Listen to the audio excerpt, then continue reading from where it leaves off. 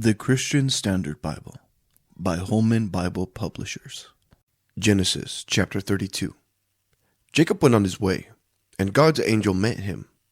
When he saw them, Jacob said, "This is God's camp."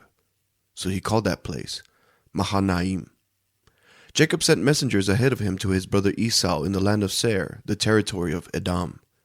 He commanded them, "You are to say to my lord Esau, 'This is what your servant Jacob says. I have been staying with Laban and have been delayed until now. I have oxen, donkeys, flocks, and male and female slaves.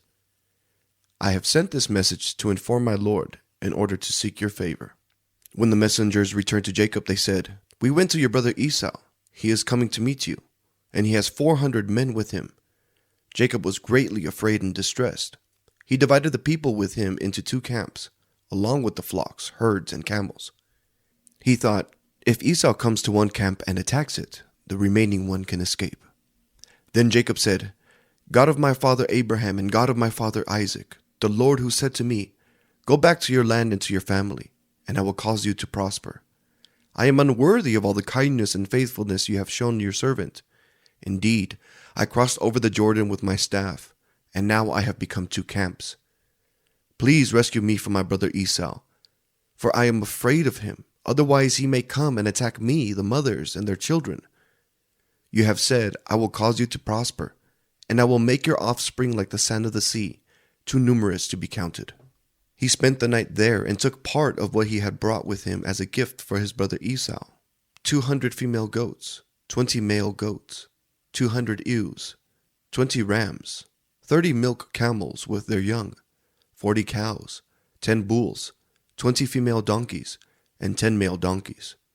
He entrusted them to his slaves as separate herds and said to them, "Go on ahead of me and leave some distance between the herds." And he told the first one, "When my brother Esau meets you and asks, 'Who do you belong to? Where are you going? And whose animals are these ahead of you?' then tell him, 'They belong to your servant Jacob. They are a gift sent to my lord Esau. And look, he is behind us.'" He also told the second one, the third, and everyone who was walking behind the animals, "Say the same thing to Esau when you find him. You are also to say, 'Look, your servant Jacob is right behind us.'" For he thought, "I want to appease Esau with the gift that is going ahead of me.